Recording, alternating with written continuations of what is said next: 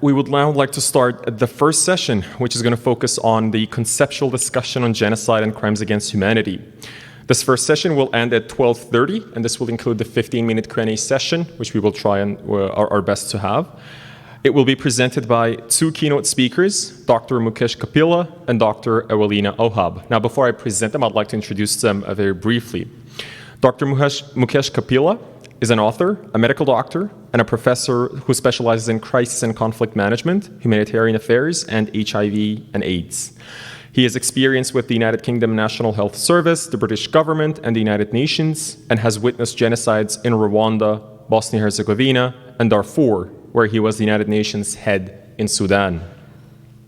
Kapila also authored two books on genocide, titled Against a Tide of Evil in 2013 and No Stranger to Kindness in 2019.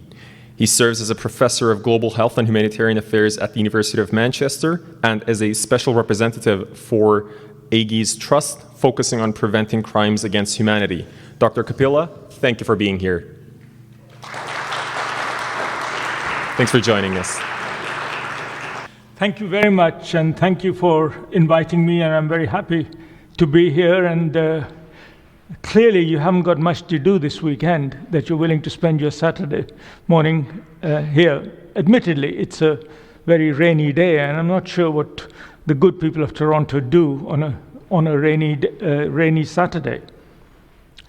Anyway, the title of my talk is supposed to be Why the International System Fails Time and Time Again to Prevent or to Stop Genocide. So I don't know whether I should start by talking basically about what is genocide and so on. Should I do that, or most people are familiar about what it is and go straight on to my area? Sorry? Sorry? If you could tell us. Oh, you could tell. Oh, okay. You want me to start from the basics? Yes. Okay. Oh, all right. Well, briefly then, before I get on to the main topic. Okay, you can hear me clearly. The world is a violent place, full of conflict and wars. There are over 100 armed conflicts around the world. And armed conflict is one which has at least 1,000 deaths in a year. That's a random definition, originally set up by the International Committee of the Red Cross. That's what an armed conflict is. And there are, roughly speaking, about 100 in the world. They go up and down, and at the moment you can all think of all the conflicts that are raging in virtually all corners of the world. But all of them are attended by violence, but not all of them end up in genocide. So the link between conflict and genocide is an interesting debate all by itself, and maybe that's something for the discussion. Is genocide a subset of conflict, or does genocide and warfare, violence, have their independent trajectories, which then sometimes coincide? They're often coinciding, but they're not necessarily dependent on each other. It's a debate that we can talk about. But I think the state of the world is that maybe 1 billion people at least are living in a state of prolonged instability and conflict, crisis. So for them, living in instability and polarized societies and conflict is a way of life. It's a normal. It is not something that conflict happens, then there is peace, and then there's conflict, and then there is peace. They are kind of living in a muddled world where this is a daily way of life. So the paradigm of war and peace is no longer really true, because the other point about history is that very few conflicts actually ever get resolved. You just learn to adapt to them, and wars and conflicts are a bit like fires. They go up and they go go down. And then there are, like a fire, you need triggers, you need oxygen, you need fuel, and each conflict has its own dynamic. And so does, of course, every genocide. Now, genocide itself, as you will know, is a made-up word. It's made up by a man called Ralph Lemkin, a Polish lawyer, who added up the Greek word for genos, which means race, tribe, and the Latin for killing side.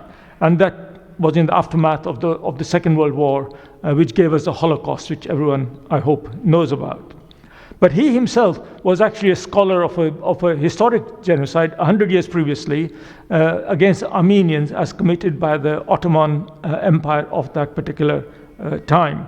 So when we think of genocide, we have to remember that its origins lie in the historical experience and analysis of Lemkin and the people around him at that particular time. And that was set in concrete through the Genocide Convention, which was the first resolution of a very young United Nations in 1948, soon after the war ended. So the Second World War was so horrible, by definition it was a world war, that the very sobered up world decided never again, and its first act in its first meeting was to pass what we now know as a Genocide Convention. And if you go and read the Genocide Convention in its original form, I would commend you to do that, because actually it's very short by the standards of today's UN resolutions, and by the standard of today's language, it's also quite simple and quite clear. There are areas of ambiguity which we can debate, but fundamentally speaking, it's actually quite clear, which is in that it defined genocide as an act of destruction of a group identified by an identity, religious identity, ethnic identity, social identity, or some consideration like that, and it's to destroy it in whole or in part. But like everything else in global agreements, it was a work of compromise. So it defines a certain number of acts, like, for example, the qualifying acts, genocidal acts are things like killing members of a group, causing them serious bodily or mental harm, imposing conditions on them so that they cannot survive, and altering their demography. And that can mean stopping them from producing births, or stealing the children away, or indeed trying to, in the more modern form, using rape as a weapon of war, which leads, in a sense, to try to interfere with the gene pool of that particular community. Note that the convention does not talk about any particular level of suffering. So in the popular mind, genocide is usually associated with mass killings. And while that's true in many of the genocides we have had experience or know about, that hundreds of thousands of people are affected or killed in Tigray, maybe 800,000, in Rwanda around the same, or maybe even a million. And of course, in the Holocaust itself, people talk about 6 to 9 million. So, but by definition, there's no number. I mean, you can't say that, if a million people die, it's a genocide, and if less than a million die, it isn't. Also, there is no qualification there as to the level of suffering. So you can't say that a certain amount of torture, or these forms of torture, or pulling your fingernails out is genocidal, while pulling your hair out isn't genocidal. You get my point. So it's very important to overcome that myth that somehow genocide is about quantity, or indeed even quality. But at the same time, it's also it is speaking to our appreciation of what is tolerable and what is not tolerable at a particular moment in time. Laws may be fixed if they're part, especially international law, like the Genocide Convention, though we can talk about how it might be improved and bettered, and what has it achieved.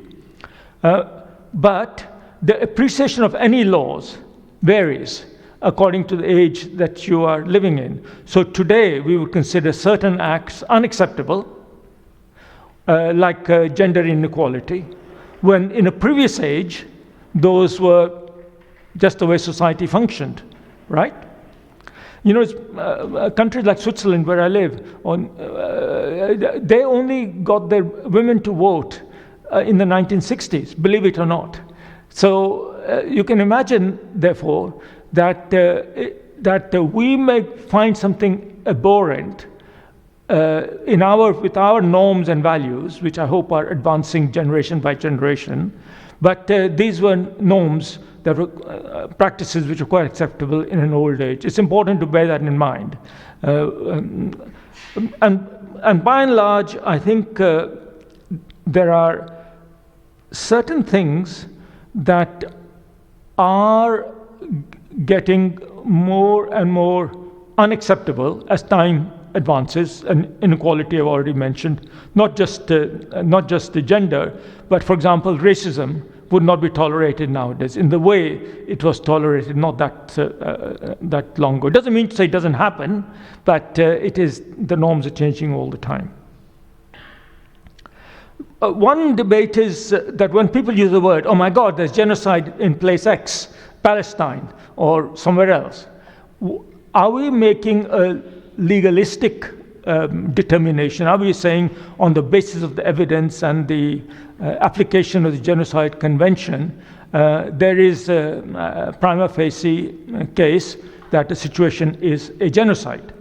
Or is it an emotional statement? Because very often when people are desperate, and remember, genocide is an existentialist threat to a community on the basis of their identity. And what happens when someone is threatened is they say, help. So what sociologists tell us is that the lawyers may define genocide as very precise terms, and they require proof in a very precise way, and it's very hard to prove because of the intentional aspect of it. Just because you had to prove that the Nazis were wanting to eliminate all the Jews of Europe, or all the Jews of the world, actually, before you could say that they were committing genocide. Otherwise, it would just be an atrocity, and there are many atrocities taking place, you see.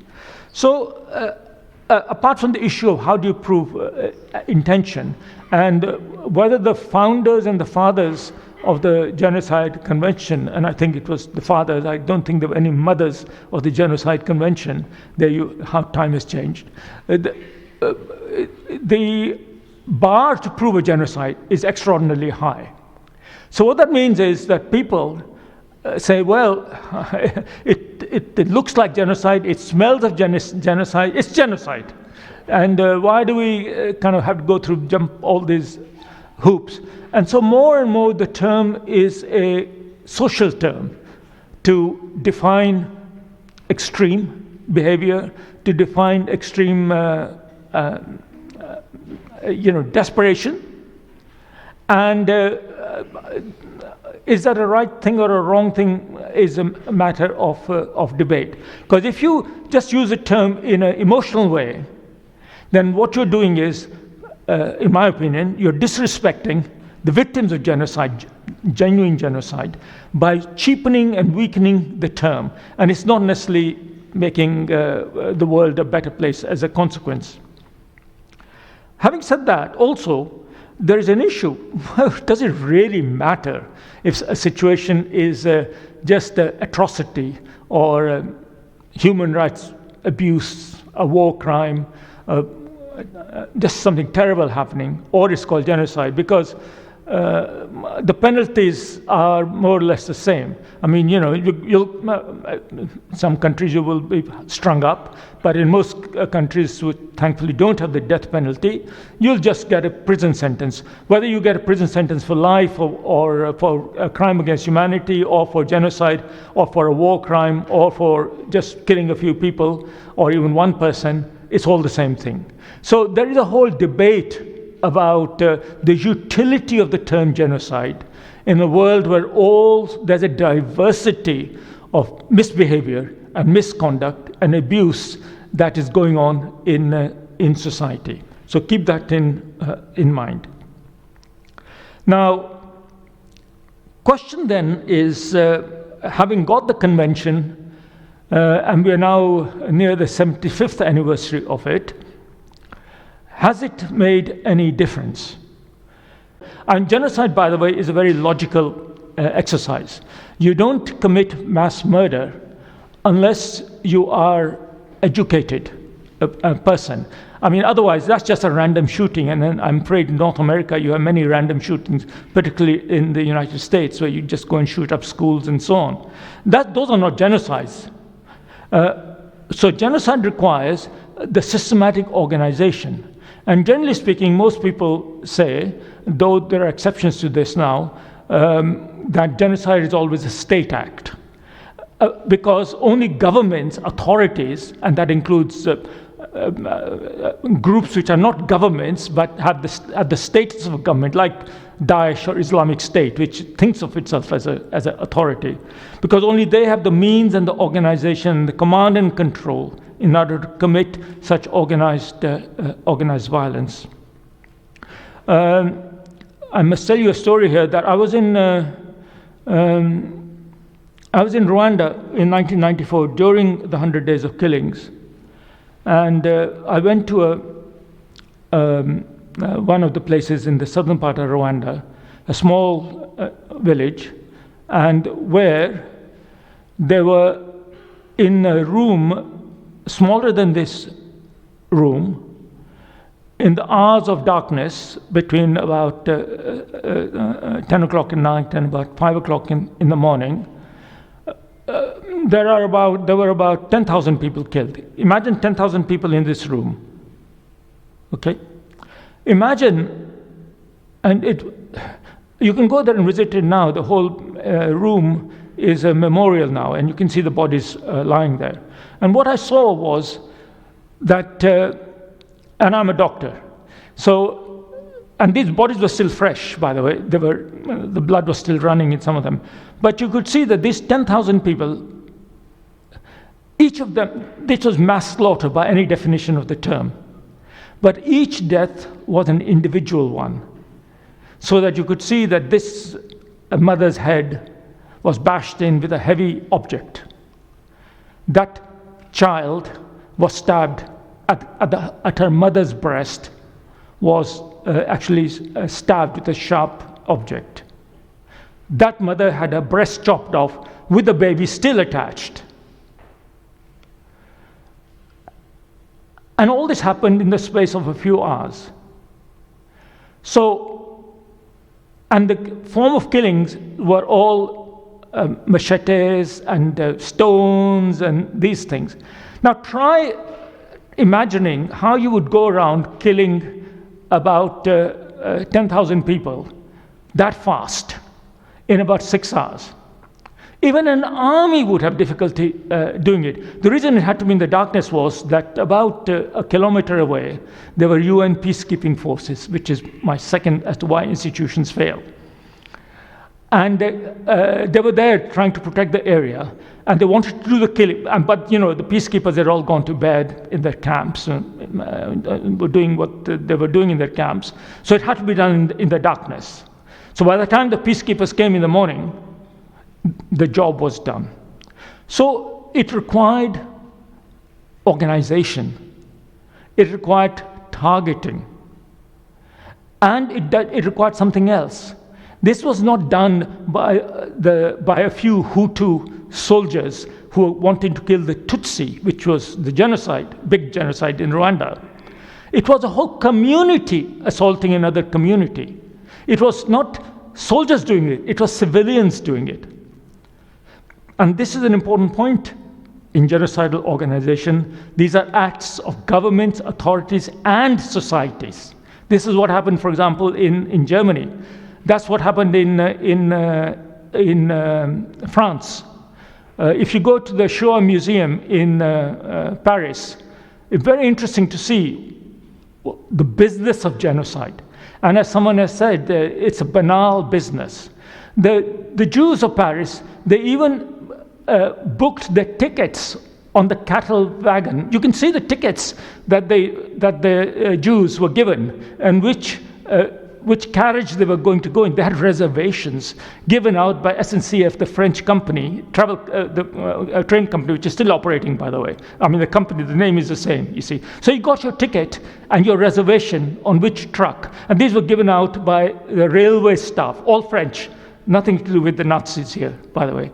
And the policemen who went door to door identifying and giving them the reservations to come were all French policemen.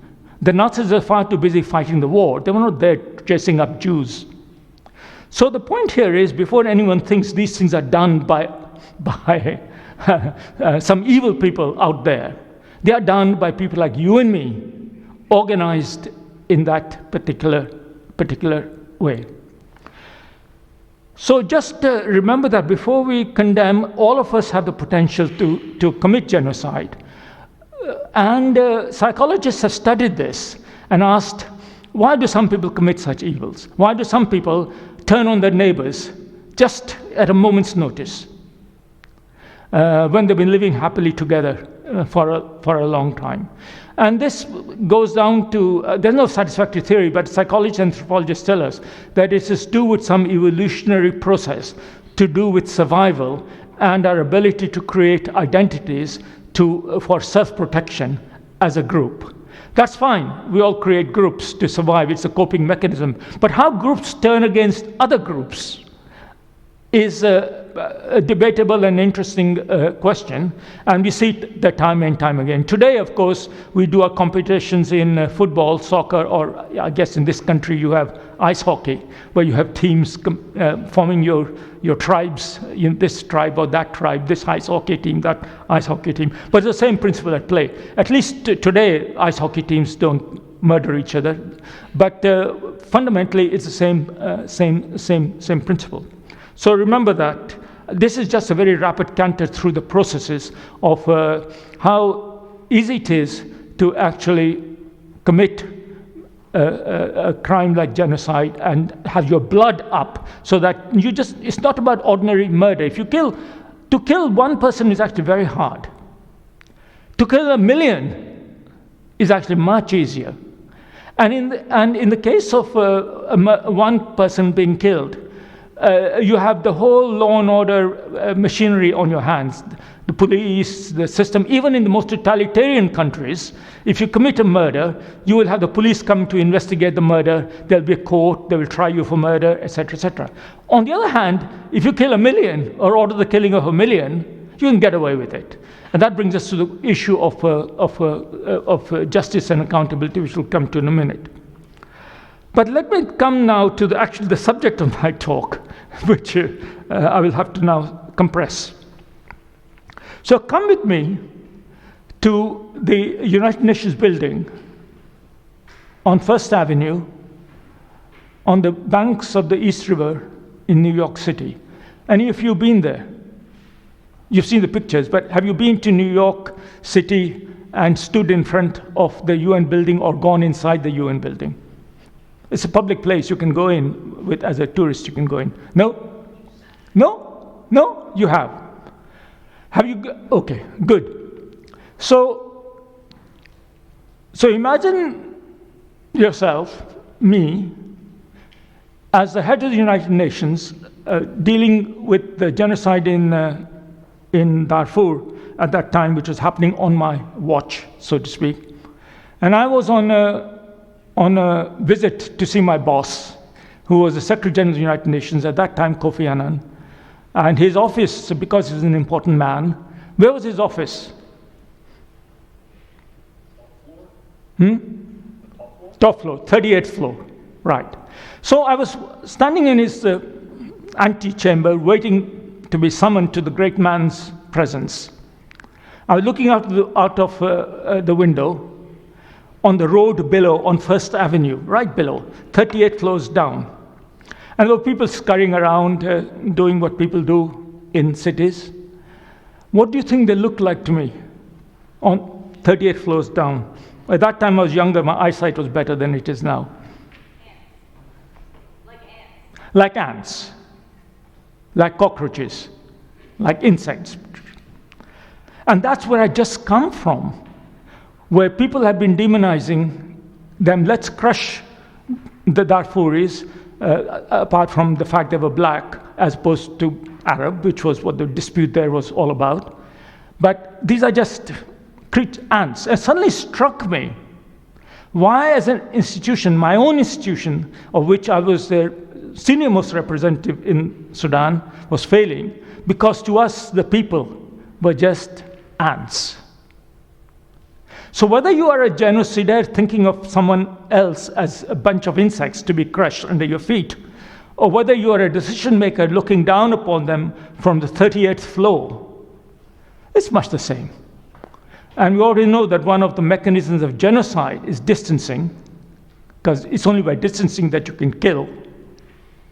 But it's the same thing for policymakers. It's by distancing that you can kind of be less seized of the responsibility to actually act. What is an institution? We are sitting in an institution. This is the University of Toronto. And Northern Justice Watch may be an NGO, but it is still an institution. What is an institution? It is just an organized effort to do something. It doesn't matter what the organization does. A bank is an institution. Your transit system is an institution that organizes your mass transit transport, etc. But ultimately, all institutions fall in the same category. They tend to be self-preserving. So in the end, at the beginning, listening to all the prohibitions that you mustn't be intolerant and you mustn't do this and you mustn't do this, what you were saying earlier, absolutely right. But what University of Toronto was trying to do was to preserve itself, its reputation, its status, as much as it was trying to actually set a decent example of good behavior. Self-preservation is a rule number one of an institution, any institution. And the citizens of that institution, what is their first loyalty to that institution, right? So I understood, because I was struggling at that moment as to why we were not responding to all the evidence that was coming out of that genocide, that actually institutions are full of good people, but because they're self-preserving, and as someone has already said, for evil to flourish, it's only necessary for good people to do nothing. And that's the reason, ultimately, or primarily, or the first reason why people, why institutions almost invariably are set up to fail. But I encountered in the course of my genocidal journeys, anti-genocidal journeys, I should add, about 8 or 9 reasons why institutions fail. Another reason is cynicism.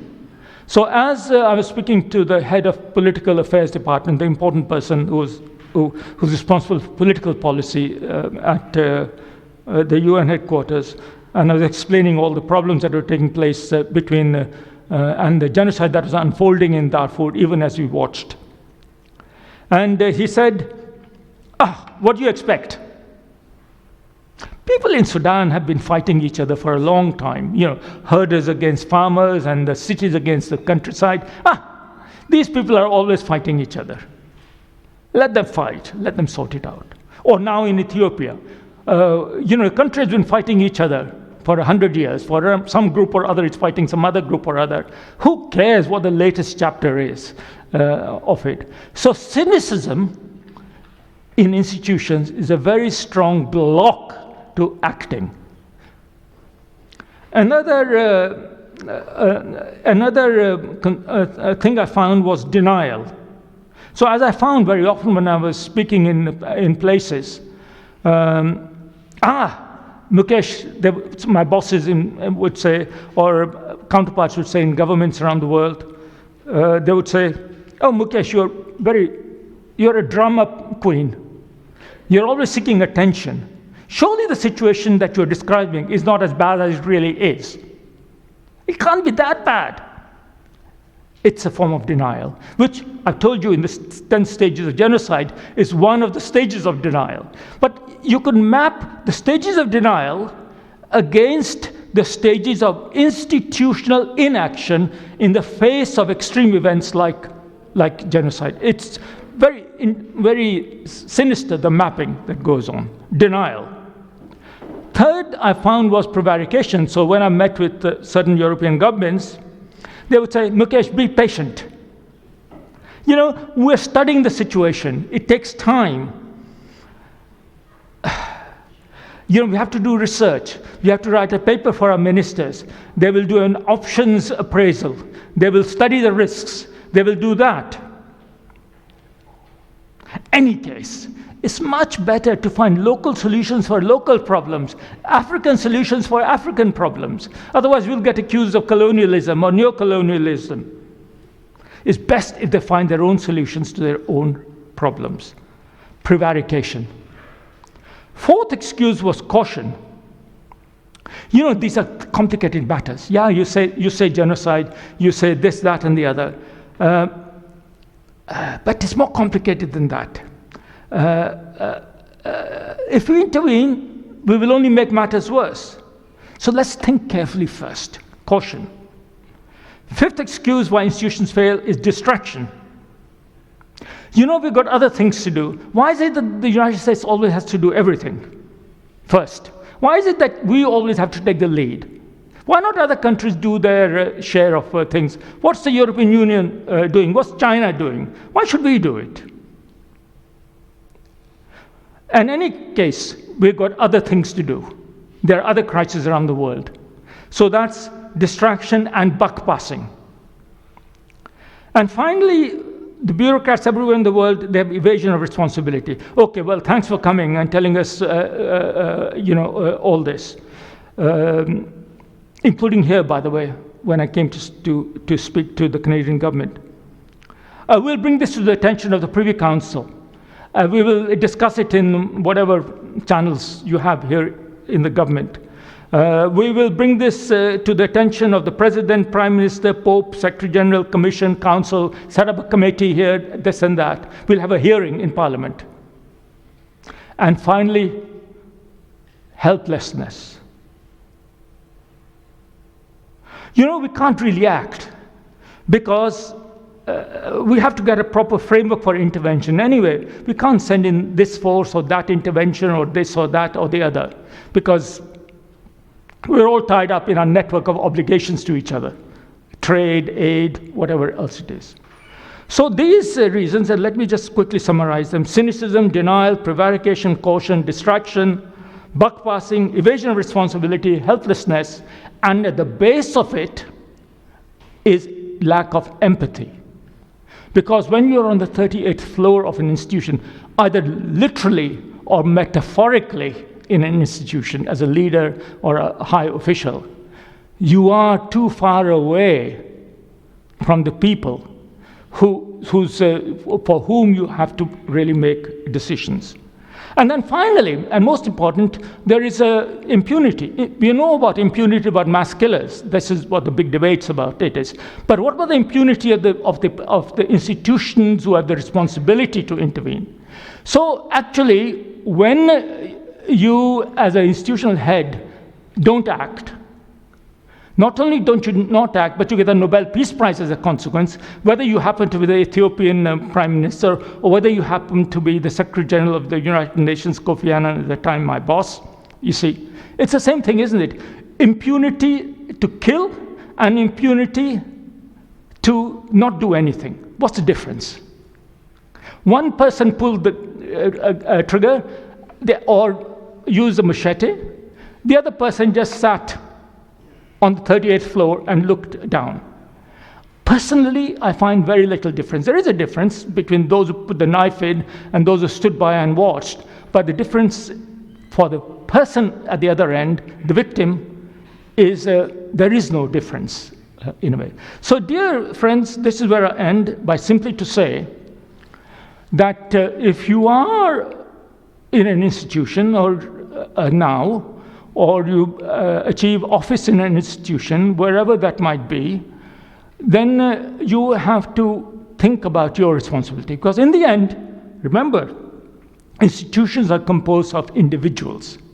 I remember when I was in the British government and I was having a bad day or something, maybe I was in a bad mood, I would make a decision, which would, because I was high up, it's a policy decision.